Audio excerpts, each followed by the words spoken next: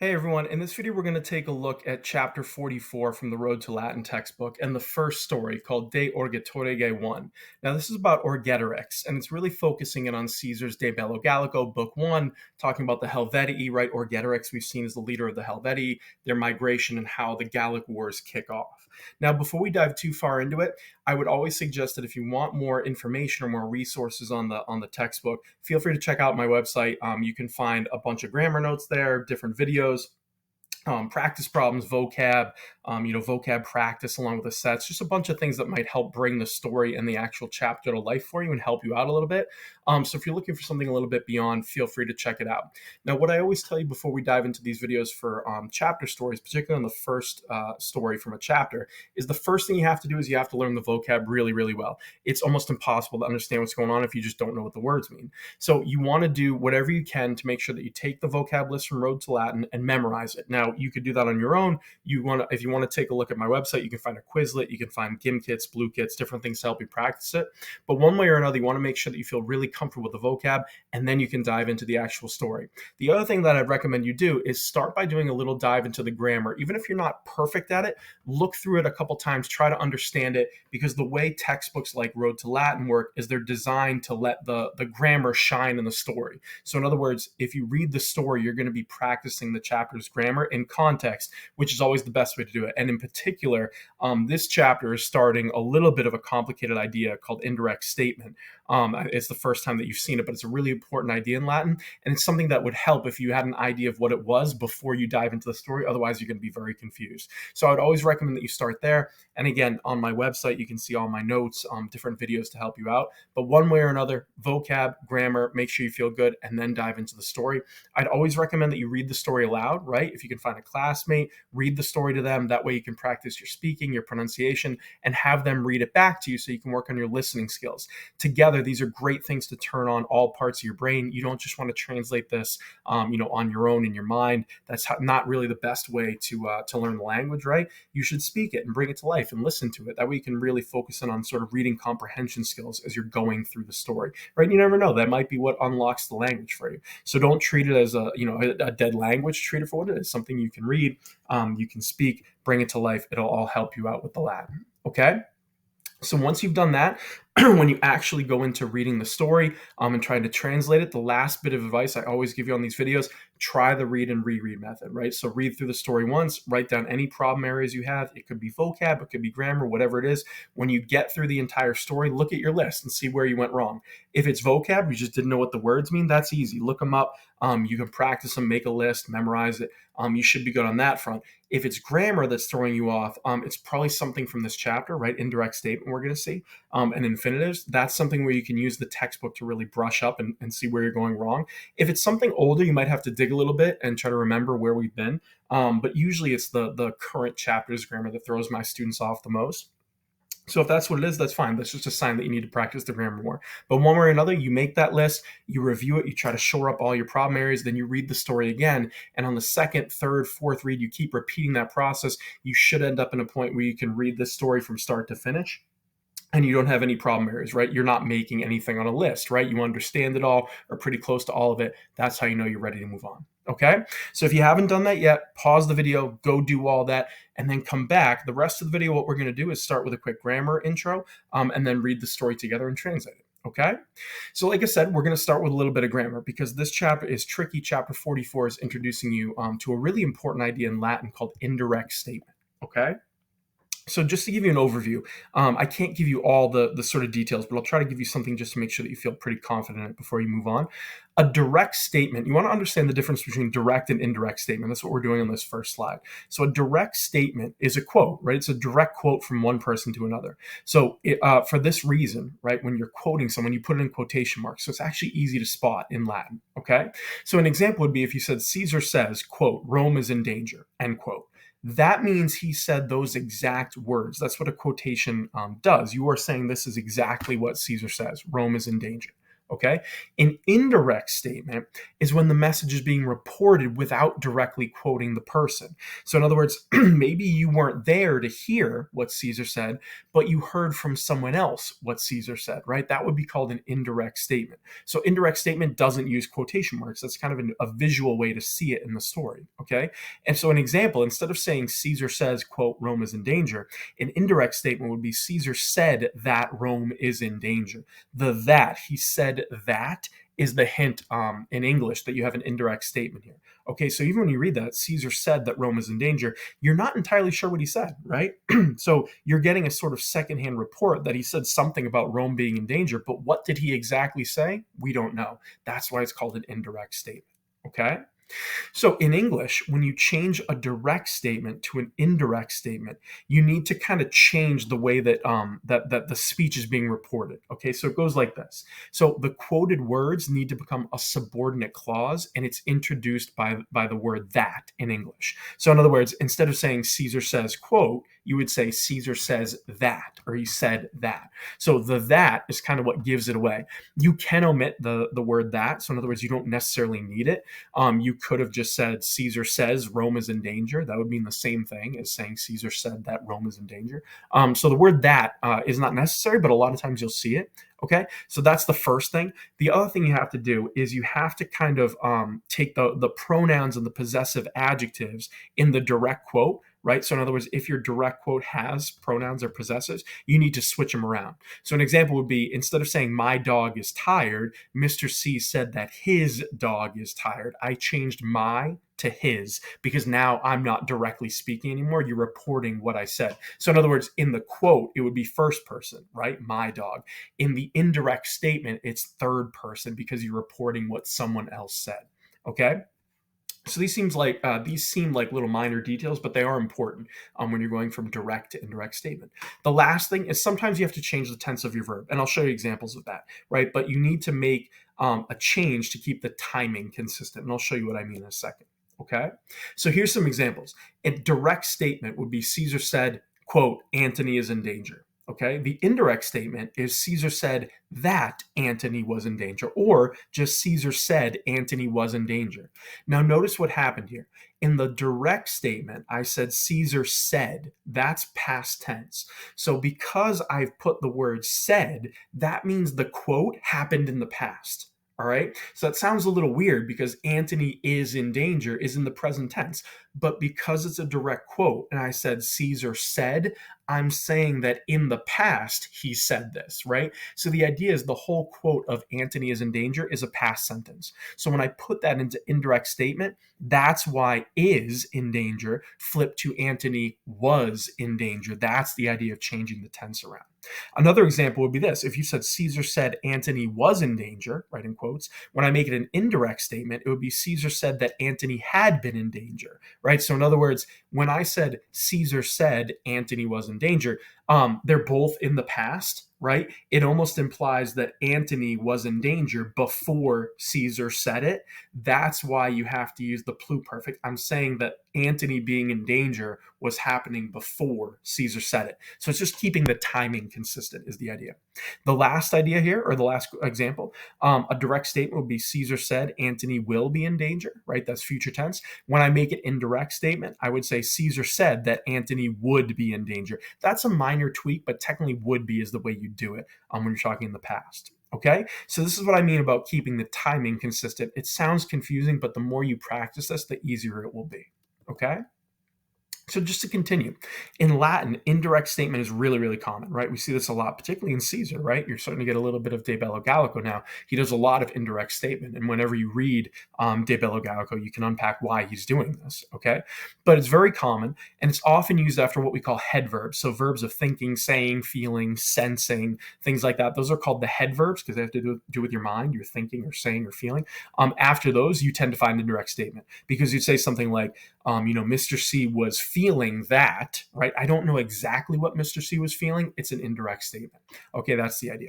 So in Latin, indirect statements use the accusative case as the subject and the infinitive form of the verb. So basically, when you think indirect statement, you want to think accusatives plus infinitives. Okay, so an example would be this: Caesar says that he came, he saw, he conquered, right? That's his famous phrase. It would be Caesar dicet, right? Caesar says that. Say, venisse, vidisse, vicisse. Okay, so here, say is the word he, right? It's the pronoun. It's technically accusative, right? The reflexive pronoun. He said that he, that's acting as my subject, even though it is accusative. He came, saw, and conquered. Here we have the infinitives, venisse, vidisse, and vicisse, and I'll show you how these all kind of work as we go. Okay. Another example would be this: Cicero said that Rome was in danger. Would be Cicero dixit. He said that Romam esse in periculo, right? Rome was in danger. Romam is the accusative. That's really functioning as my subject. Esse is the infinitive, but I'm translating it as was. Okay, so it's an infinitive, but I don't translate it that way. This sounds a little weird, but if you literally translated that sentence, you would be saying Cicero said Rome to be in danger. Right? It sounds clunky, but you are actually saying the same thing. So if I walked around saying, oh, Cicero said Rome to be in danger, that means the same thing as Cicero said that Rome was in danger, right? It sounds odd, but it does actually mean the same thing. So the funny thing about indirect statements is you can translate them literally and probably come up with something very close to the same meaning, but it's just easier to flip it around in English, okay? So the second half of indirect statement is infinitives. We just learned that indirect statement takes an accusative plus the infinitive. So since we're using infinitives, it's time to learn all the different infinitives you might see because we're diving into indirect statement. And they can be active and passive. So this chapter is going to give you all the different forms. And they look like this. Here's the present infinitive, active and passive, right? We've been working with these for a long time and seeing them, the present infinitives, but now we're going to just see it all in one chart. So in other words, the active present infinitive is the RE form. So you have portare, videre, mittere, capere, audire, and esse, right? So these are first, second, third io, and fourth conjugation, okay? For the passive form, you just change that final E, right, of the infinitive to an I. So in other words, portare becomes portari, and videre becomes videri, right? The only little change here is when you have third conjugation, you get rid of that ere in mittere and make the entire thing an I. So mittere becomes miti, and capere becomes capi. So that works for third and third io, okay? But fourth, audire, just becomes audire, right? So in other words, you're basically just flipping an E for an I to go active to passive. Here's future infinitives, okay? So for the future, right, you can see in the notes here, that comes right from the Road to Latin textbook, you combine the future active participle, right, that's that urus, and remember, you can always tell a future participle because of the UR, think future has a UR, you can see it there, portaturus, and then you put it with the verb esse, the infinitive esse, right? So portaturus esse means to be about to carry, that's one way to translate it. So you have portaturus esse, visurus esse, misurus esse, right? All of these are the UR form, the future active participle, plus esse. Okay. Now, the passive is something called the supine, right? It's not very often you see this, but it's basically an accusative singular neuter, like the book is telling you, with the perfect passive participle, or of the perfect passive participle, right? And it goes with the form ire. So in other words, portatum ire would be the passive version. And again, you really don't see this very often, but it would mean to be about to be carried, right? If we're being fully honest, I wouldn't worry too much about this. You're going to see future active infinitives. The passive, you can write it down. It's not really something you're going to see a ton. But again, it's here if you want to look at it. And then we have perfect, right? So the perfect infinitive, to form the active, you just add isse to the perfect stem. So portavisse, we just saw that in the example I gave you. Isse gives it away as being perfect active. So portavisse, vidisse, misisse, capisse, audivisse, it all means to have carried, right? Or to have seen. It's to have something.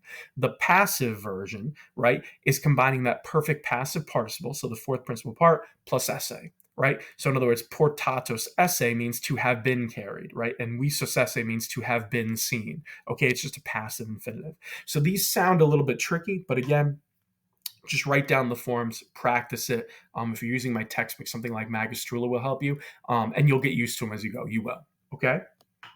So this is how it all plays out, right? Using the infinitives in indirect statement. Here's some examples, right? So Marcus putat Romam esse in periculo, right? You have Marcus thinks that Rome is in danger, right? It's a present infinitive, so it's happening at the same time, right? So putat esse, the present infinitive, we translate as is. Here you have Marcus putat Romam fuisse in periculo, right? Here we have a perfect infinitive, fuisse, so we translate it was. He thinks that Rome was in danger. And in the third one, you have Marcus putat Romam futuram esse, right? That's a future infinitive. You're saying Marcus thinks that Rome will be in danger, right? Futuram esse. So that's kind of how you translate the different versions, present, perfect, and future. Okay? So one last sort of note on this as we kind of tie it all together, or a couple different notes. You want to remember that when you're using when you're using infinitives in indirect statement, the present infinitive is showing an action that happens at the same time as the main verb. So whatever tense your main verb is, if you're using a present infinitive, it's happening at the same time. Okay? The perfect infinitive is used to show an action that will take place before the main verb, and a future infinitive is showing an action that happens after the main verb. So what do I mean by this? Let's look at a few examples. So if you had Marcus putat Romam esse in periculo, same example I showed you, right? Marcus thinks that Rome is in danger. It's happening at the same time. So in other words, at the same time Marcus is thinking, Rome is actually in danger. When I flip it to fuisse in the second example, Marcus putat Romam fuisse in periculo, right? Marcus thinks that Rome was in danger. I'm saying Rome being in danger happened before Marcus thinks it, right? So that's why you have perfect tense, right? And in the last one, the future infinitive, right? Marcus putat Romam futuram esse. I'm saying Marcus thinks that Rome will be in danger. This is something that will happen after the main verb. It hasn't happened yet. So in other words, after Marcus is thinking, then Rome will be in danger. It's pretty intuitive, but again, these are basic notes you want to write down because it can get a little complicated as you go. Okay?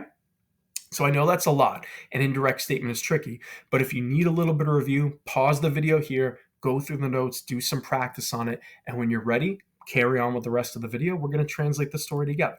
Okay? So this is the story.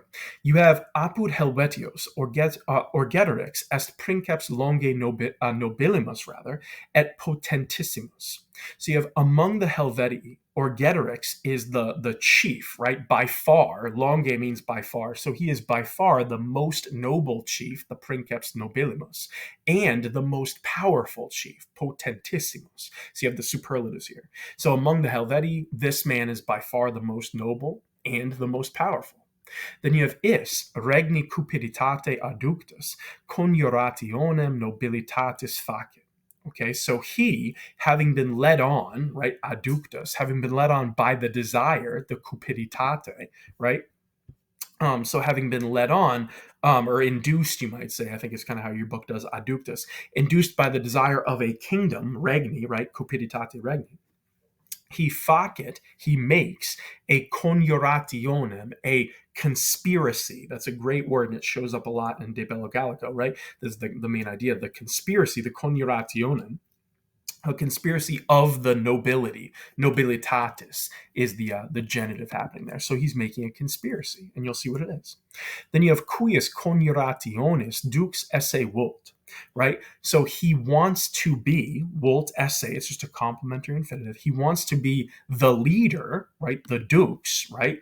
Of this conspiracy. So cuius here kind of means like whose, right? But you can translate it as of this, right? So the textbook is basically using it almost as like huius, right? So with an H, so of this conspiracy. So he wants to be the leader.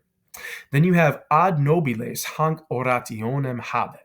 So he has, right, habet, to the nobles, ad nobiles. So to the nobles, he has, you might even say like for the nobles, he has this speech, hanc orationem, right? So in other words, he gives this speech to the nobles, okay, and we're about to see.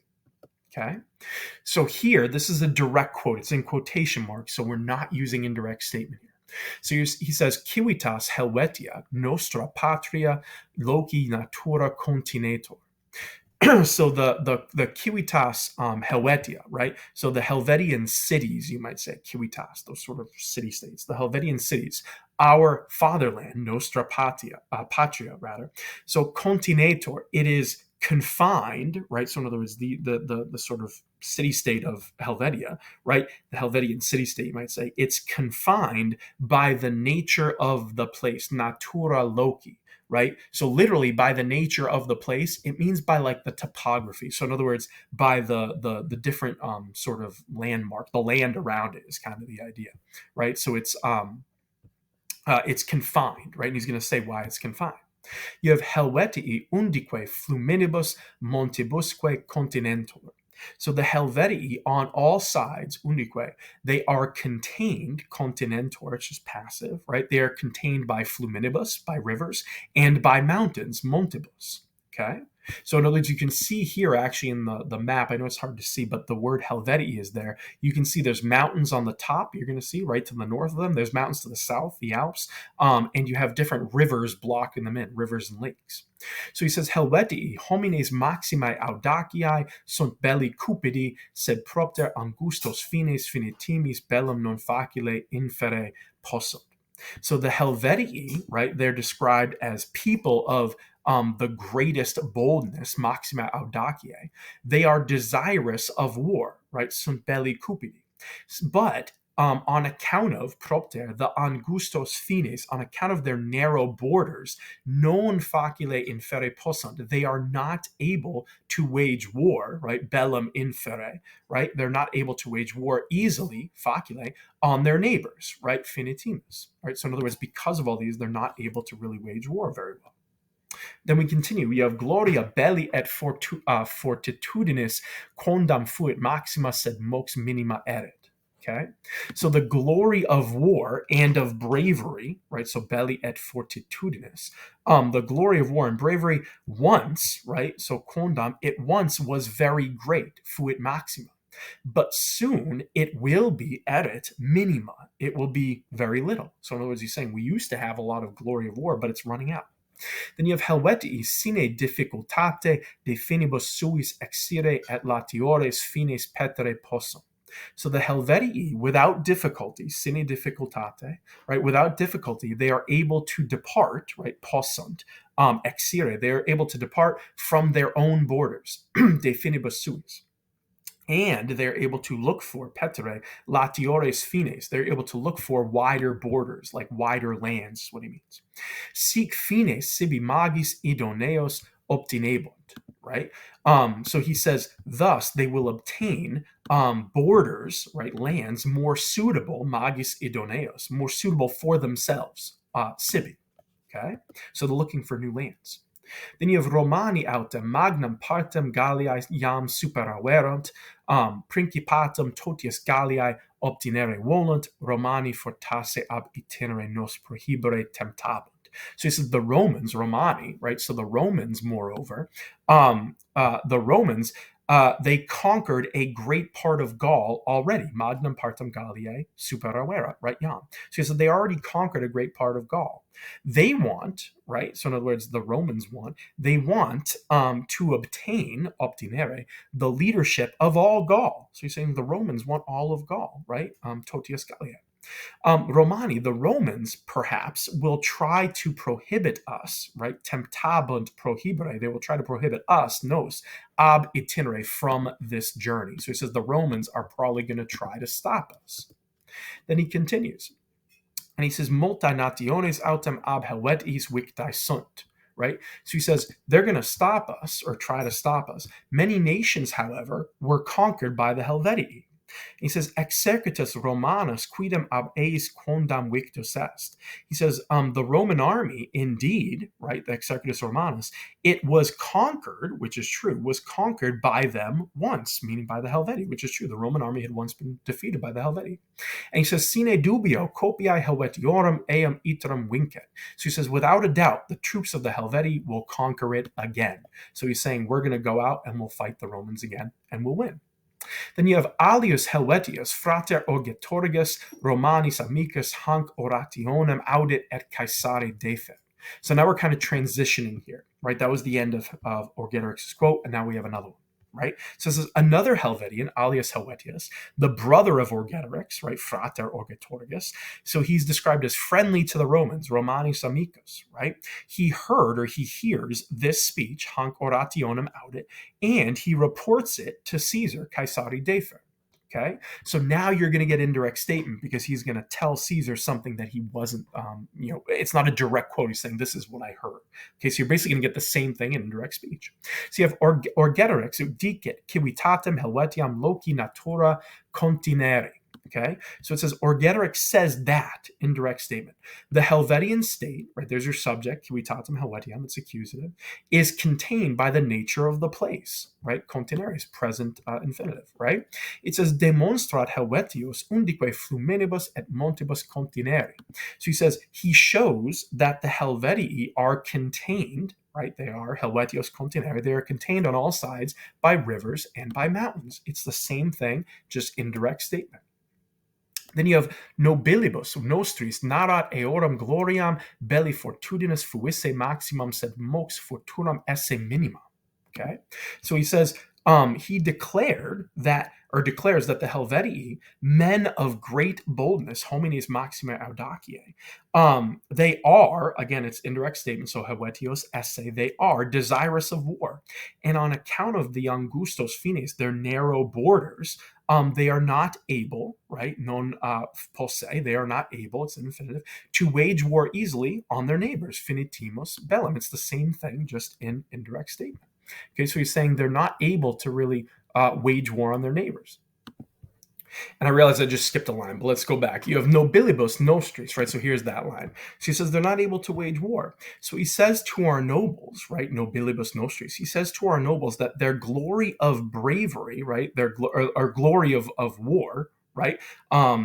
In war was great, right? Fuisse maximum. So their glory of war and sort of their glory of bravery in war was great, but now it will be less. There's your future infinitive, futuram esse minima, right? It will be less. Okay, then you have putat Helvetios, sine difficultate de finibus suis exire et finis latiores petere posse, sic sibi finis magis idoneos obtenturos esse.